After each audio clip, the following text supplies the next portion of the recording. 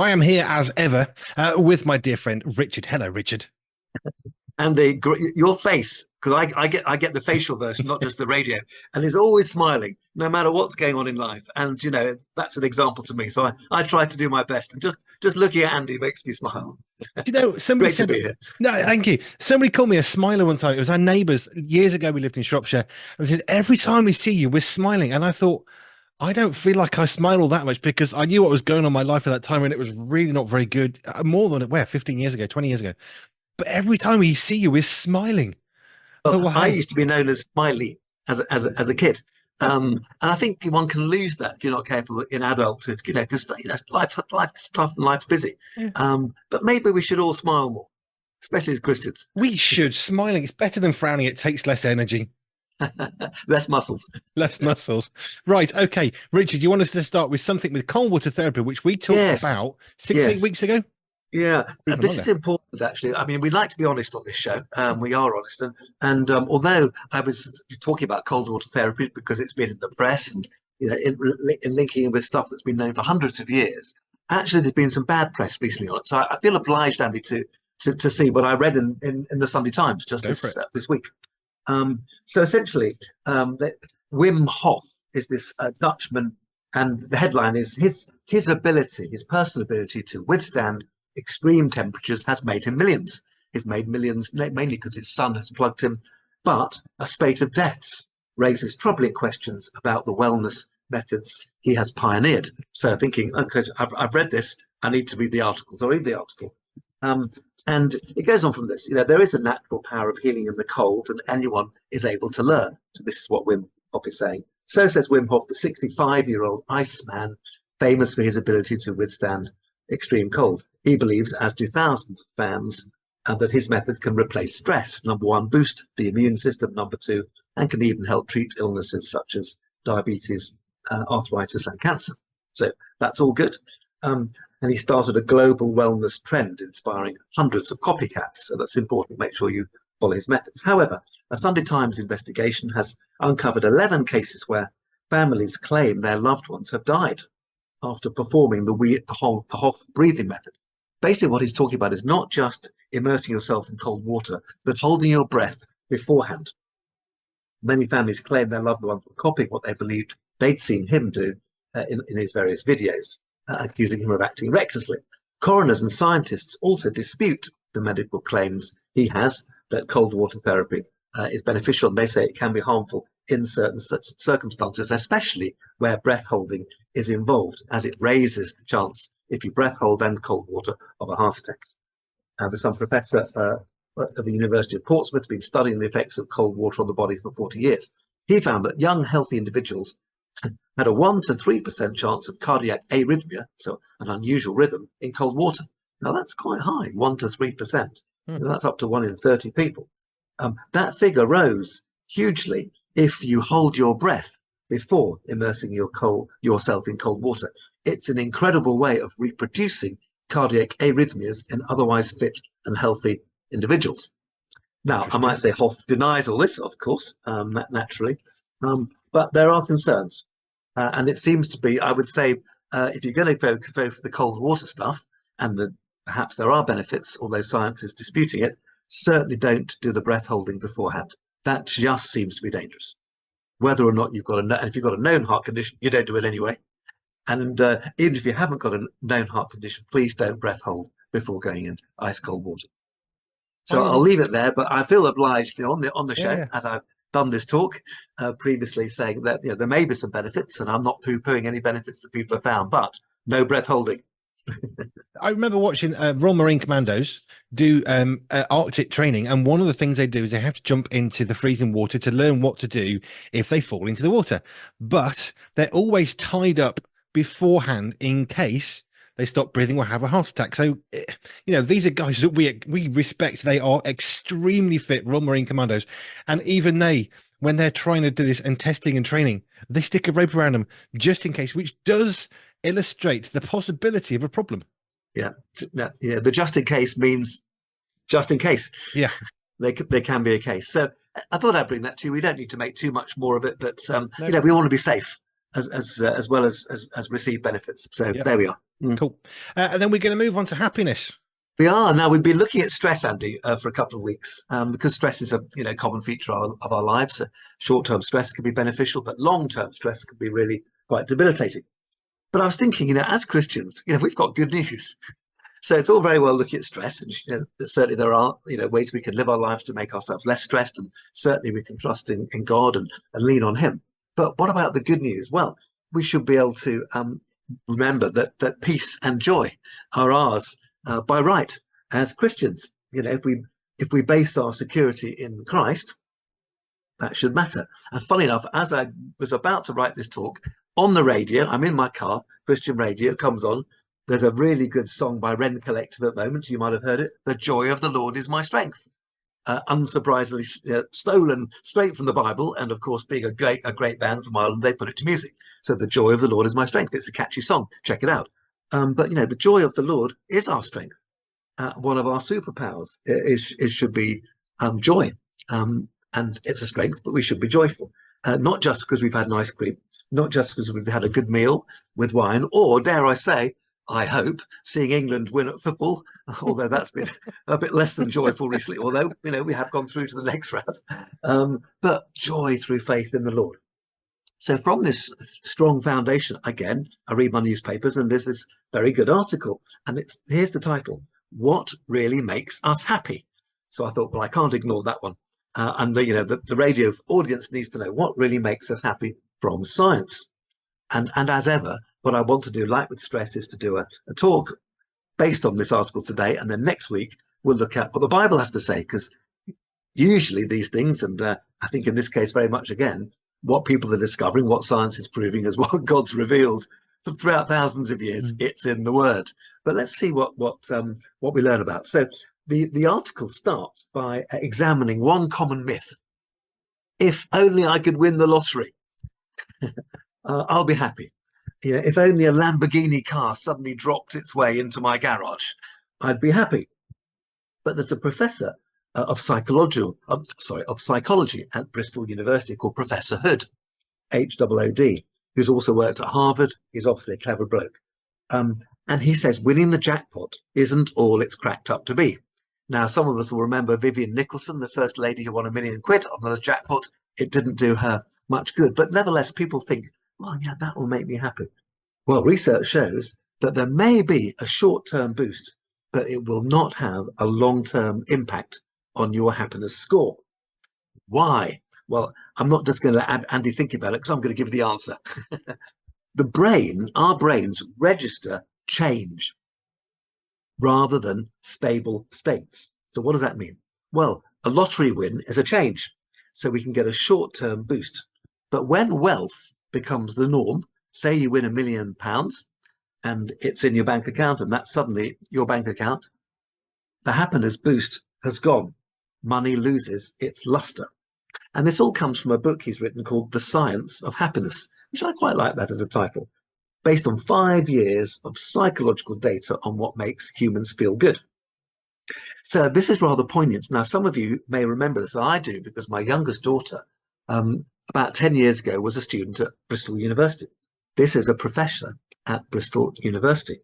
And he started his course on the science of happiness following a spate of suicides at Bristol Uni. And initially he thought, well, I'm doing this work, but I'm not sure anyone will attend. The hall was full. And he was subsequently got emails from the students stating that he'd changed their lives. They were even coming up to him in the campus and giving him a hug. It's now the university's best attended course. It's a 10-week course. And what he wants to do, one thing he does is he distinguishes success from happiness. They're not the same thing. And again, he looks at why money often fails to provide the emotional payoff that we think it will. We might think it's a silver bullet, and it's not. So he's come up with 7 points. So this is where Andy gets his pencil out. Here are Professor Hood's 7 steps to happiness. And as I say, we'll look at this from a biblical point of view. I'm going to look through all these 7 points and see what the Bible has to say next week. But number 1, it's not all about you. Okay? If we think less about ourselves and more of others, by the way, which is what new parents do. So my kids, my children have recently had my grandchildren, their children. And suddenly, oh my goodness, there's no way you could be a self-centered person. Well, if you are, it's parenthood's going to be even more tricky than it is for the rest of us. But it shifts most people out of a self-centered bias because we're having to think, why is this baby crying? Why is it getting me up at night? What's wrong? Is it a nappy? Is it hungry? What's going on? And the first thing, and then of course we get joy, don't we, from our kids? We get real happiness, although it's hard work. There's no one denying that. It's tiring, but it's good for us. So number one, that's just one illustration, but it's not all about you. And as I say, we'll look at the biblical angle from that next week. Number two, stay connected. Humans, this is obvious in a sense, but it's very true. Humans thrive in groups and languish in isolation. Andy's been doing an awful lot of work at various Christian camps recently. He probably needs a bit less attention from others, but isn't it? It's a real stimulation, isn't it? You know, this is how we thrive. And this is not surprising because there's been quite a few studies looking at how poor social relationships increase heart disease by 29%, strokes by 32%, and dementia by a whopping 50%. Wow. You know, there are areas of the brain which are triggered by pain, but the same areas of the brain are triggered by social loss. So humans are designed to work together, to stay connected. And if we don't, it's bad for us, physically and mentally. So Professor Hood recommends reaching out to someone you haven't spoken to for a long time and tell them you've been thinking of them. So think about people, gosh, 20 years ago, that school friend, that work colleague, oh, that person I used to see regularly down at the tennis club, but I haven't seen for ages. Check them out. Tell them you've been thinking of them, and it'll boost them and it'll boost you. So number one, it's not all about you. Number two, stay connected. Number three, this is one I like a lot, and the Bible certainly talks about this. Avoid negative comparisons. Andy, you'll love this one. Avoid negative comparisons. There was a study of athletes at the 1992 Barcelona Olympics. Now, here's a question for Andy. I think you'll probably work out the answer, but who were happier? Those that got silver medals, so they were second in whatever event, or those that got bronze medals, so they were third? Who was happier? The silvers or the bronzes? I remember this. It was the bronze. Why? Because second place was nearly winning, third place was on the rostrum, so they got something. Andy, we should swap places, except I couldn't do your job. I shouldn't do yours. No, but I certainly shouldn't do your job. Absolutely right. The silver medals were consumed by what might have been, it could have been me winning. But the bronze medals, wow, I got a medal. Now, that's quite interesting, but this one's even more interesting, and this one I wouldn't have predicted. Now, he looked at people, so ordinary people, not athletes now, in America, who were earning $50,000 a year. And they were quite happy as long as their colleagues were earning $25,000 a year. Now, if they were upgraded to $100,000 a year, so they doubled their salary from 50 to 100, would they be happy? Well, yes, if their colleagues were earning 25,000, but no, if their colleagues were earning 250,000. In other words, they were comparing themselves to other people. And it wasn't their salary, which you might imagine, if money was everything, would double your money, double your happiness. Oh no, it's in comparison to other people. And his point was, aren't we odd? But he said, enjoy what you have on its own terms. Don't compare yourself. Don't have negative comparisons. So that was quite interesting. Number 4, look on the bright side. And that's very true. He was looking at basic, what we call metrics these days, life expectancy and quality of life. And he said, look, when you look at these things, most of us, great majority of people nowadays are doing so much better than our ancestors, than our forebears were, both in terms of how long we live and the quality of our lives. Yet, a YouGov poll revealed that 65 to 70% of those in the UK and US thought the world was getting worse. that's not good for us, because optimism has been proven, and I've certainly done this when I looked at health statistics some years ago. Optimism adds years to our lives.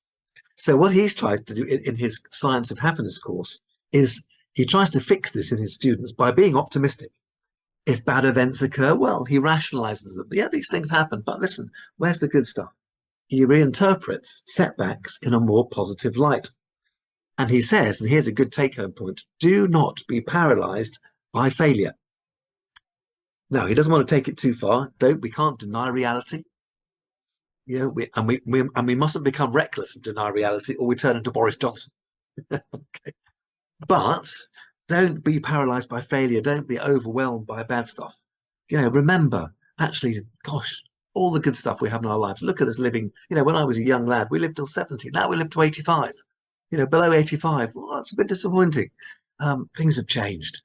So, number 4, look on the bright side. Number 5, this is important. Control your attention. Now, this is a view which I never thought about, but human attention, he says, began to wander 10,000 years ago when we started farming. Because before we started farming, we used to think, okay, how can we hunt animals? We've got to hunt, we've got to catch them, we've got to catch them.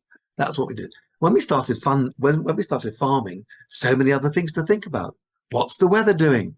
Oh, will this crop work? Well, that suddenly we're having to think about too many things. And he says a wandering mind, this brings us to the modern day, of course, with social media. A wandering mind with excess stimulation leads to lower mood. And we know, don't we? It's been shown time and again in the papers recently that social media, with all its stimulation, all its, you know, six seconds here, 6 seconds there, it's bad for us. And the science is absolutely confirming this. A wandering mind leads to a lower mood. If we can control our attention and prevent intrusive thoughts, it's beneficial for us. And here's a nice thing, and I'll throw this open to Andy, see what you think about this one. He says, don't suppress negative thoughts. Don't try to ignore them. That's not happened. He says, allow them in briefly, treat them as foreign objects, as imposters, and then let them go. So they can come in briefly, and then they're booted out. We can't just ignore them completely, otherwise they'll just keep tapping on the door. Let them in, and then boot them out. So that's 5 so far. Just quickly summarize them again. It's not all about you. Stay connected. Avoid negative comparisons. Look on the bright side. Control your attention. 2 more. Make deeper connections. Put your phone away.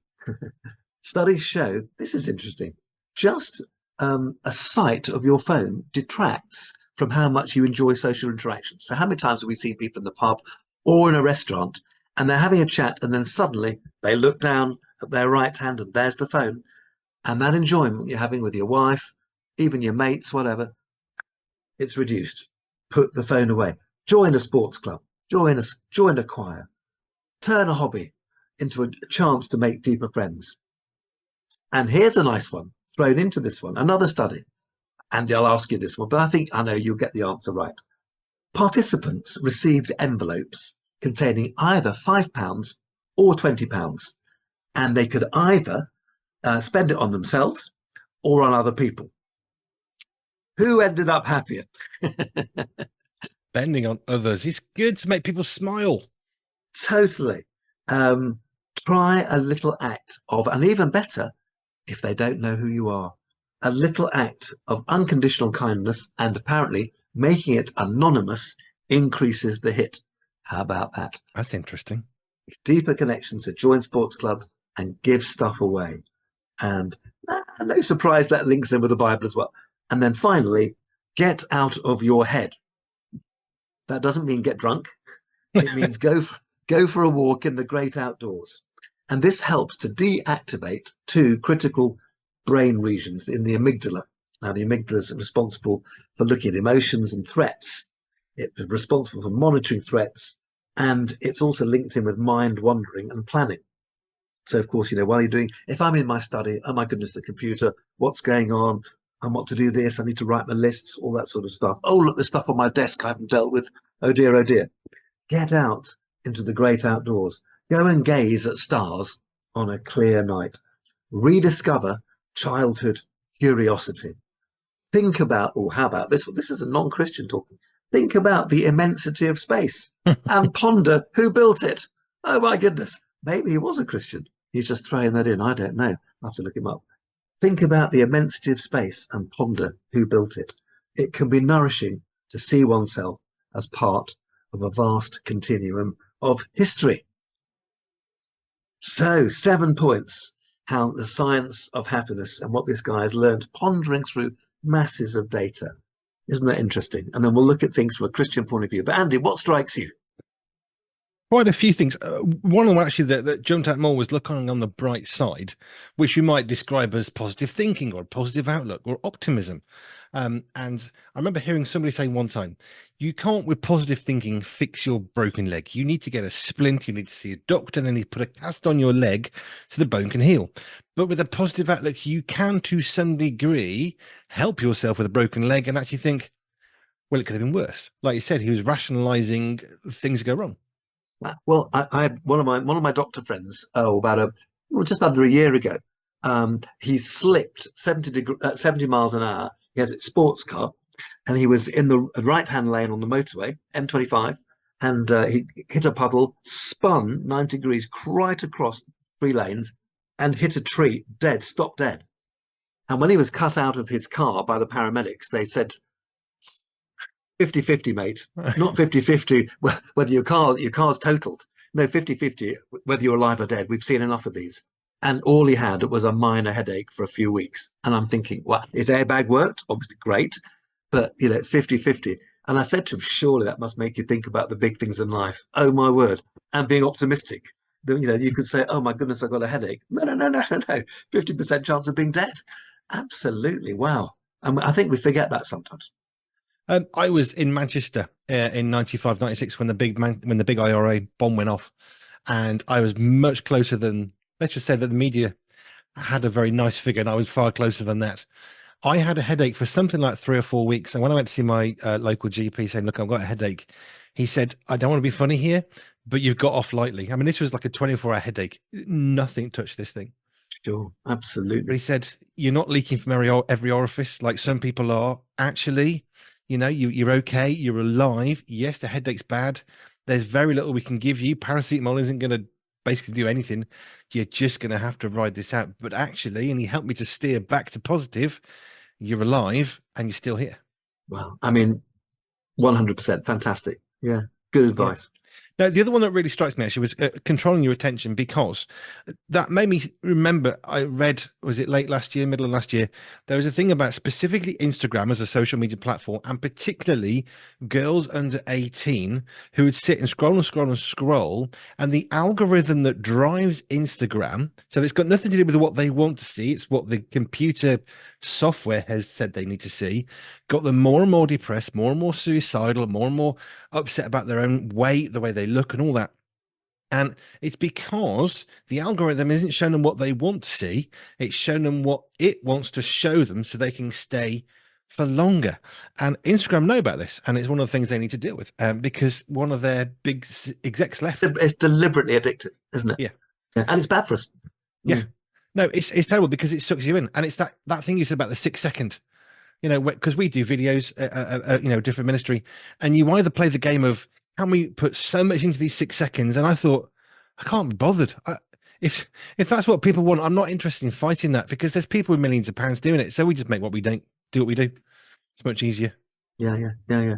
And I think it's teaching us. I mean, all this stuff it's interesting, but actually, if we're not responding to what the science is discovering, and of course, it only discovers what God reveals and has already revealed in His Word by and large. Yep. Then it's foolish, because the information's out there. Hmm. There's an awful lot. I mean, the connection thing as well. We talk about we've been at festivals. So I mean, I don't know. I was on air for 8 hours on Saturday, loved it. But I was looking for a quiet space at one point when I just didn't have to talk to people as much as I love it. And I was elated, and I wasn't even made tired by it. But mentally, I came home and I just wanted some silence. Sure, sure. And I mean, Jesus took time out. Why wouldn't we? Yeah. No, there's some really good stuff in there. Deeper connections as well. It's very easy to think, well, I've got no one around me, I've been ostracized, or I am isolated, or whatever. But some of that comes back to positive thinking, or you're positive, you're looking on the bright side, because you either see yourself as isolated or you set apart. That's actually one way. But the idea of being involved with people, it does help you to look at things, and which is where it come back to prayer, which we've talked about before. When you're praying for other people, it isn't just a feel good because now you're chatting to God, which is great. Actually, it's about changing your own mindset to think of others, and it helps. It does. And I've just mentioned one thing. The last, gazing at stars on a clear night. Mm, In my various missions particularly in Kenya, sometimes at the end of the day, I'd be thinking, oh, I'm tired now. I don't want to speak to people. I've been speaking all day. And I just go outside the camp and look up, and there was no light pollution. So you could see the stars clearly, millions of stars. And what I would think is, if Heather, my wife in England, is looking up, she can see the moon, she can see the plough, as I can. I can't remember the physics, whether I'm seeing it from a different angle because I was in the southern hemisphere and she was in the northern hemisphere, just in the southern hemisphere. But the fact is, I was thinking, gosh, that's where we are. And we're looking up, and you're both looking at the same stars, and wow, who made them? mm, And the immensity of space, and it was just great, and it's great. And I came out of it, my head's cleared, mm. but ready for the next day. The one that really strikes me above all the other things is about comparisons, because we've mentioned social media a little bit, but social media is so unhelpful, or helpful in a bad way, at enabling us to see snapshots of someone's life and think, oh, look, isn't it wonderful? They're on holiday, they're in Barbados, and look, they're going surfing. And we're sitting at home in a rainy day in, a flat in East London thinking, my life's rubbish. Actually, it really doesn't help because it makes comparisons so much easier, but not in a good way. Not in a good way. No, no, absolutely. And people, of course, send their best shots. No, but yes, as a non-techie, I don't, and but I do absolutely see that, and it's the Bible talks a lot about that. We'll look into that one next week. Here's one. We went to Spain in the late 90s, early noughties, and we got one photo which looks amazing. It's your glamour shot of in Spain. Here's the thing that nobody else can see. We were at the back of all the restaurants where all their bins were, but there was this beautiful shot that we'd seen that nobody else was going to. So everyone says, oh, it must have been an amazing, beautiful place. No, no, we were stood next to the bins. You just couldn't see them because what they could see was a nice image. It stank, but it was pretty. And of course, what they're seeing isn't the whole truth. Yes. So yeah, absolutely. Yeah. Very No, good. cool. And my head is pinging around with Bible stuff, but I'll say that for next time. We'll save that for next week. Yeah, cool. Thank you, Richard. If you've got anything you want to come back on any of those things, any questions, or you've had a thought about this, then do come back to us. We love your questions. The best way of doing that is to email us, and it'll stay anonymous. Don't worry about that. To hello@pure247radio.org. Hello@pure247radio.org. Send your questions in, and I will at them, ask them to Dr. Richard Scott, GP. Thank you, sir. Always a pleasure. Bye for now.